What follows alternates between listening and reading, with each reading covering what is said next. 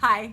So I just came back from doing the national morning show for Telemundo en Español, but I thought that, the English speaking parents also need this information because what they asked me about was why doesn't timeout work? And how are people doing timeout wrong?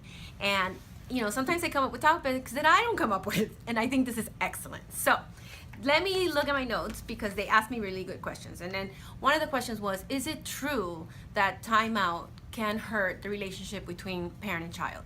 Yes. Whoopsie. Okay, this is why. Because most parents do time out wrong. Time out is not a punishment. Time out is a time to settle their emotions, a space and a time for them to tolerate their emotions. And most parents are using it as a means to abandon their children. When you tell your child, go to timeout, they don't understand what they did wrong because what they're feeling is overwhelmed with emotion. Number two, the question that they asked me, what are the number one mistakes that parents make when they do a timeout? Well, one, using timeout as a punishment. It is not a punishment. It's time to settle your emotions and calm down. Two, let me look at my notes. Leaving them alone. Anybody under 4, when you give them time to settle down, be near them, be within eyesight, because eventually what they do is, and when they do that, you're supposed to hug them. Okay, you're supposed to hug them because you're supposed to help them settle their nervous system. So if you're nearby, they can ask you for the help that they need to continue to calm down. And finally, most of you are talking to them while they're in timeout. Knock that off. It's not a good idea. Timeout is a time to settle your emotions down. The third question they asked me was, what's the difference between a punishing timeout and a relaxing timeout? This is the difference. Stop crying or I'm gonna put you in timeout. To, you're really angry, you're really upset, you're crying, and it hurts my ears a little bit. So take a minute to settle down, okay, baby? I'll be right back.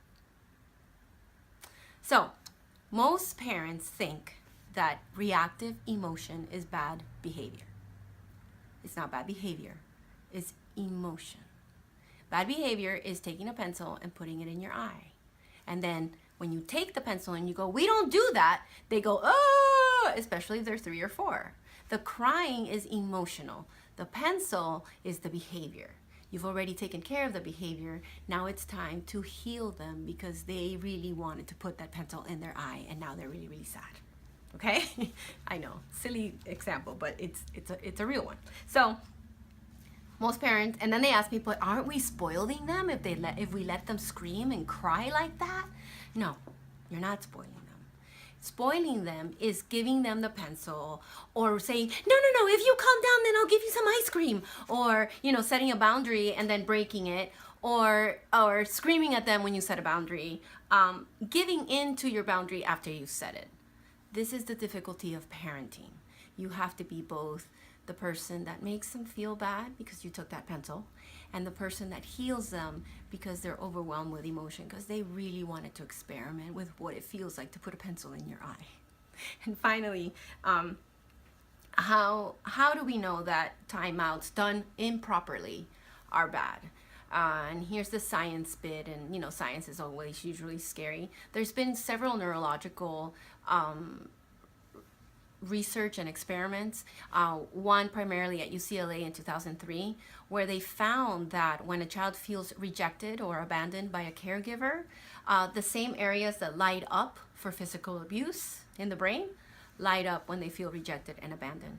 And when you tell a child, go to your timeout, that makes them feel abandoned.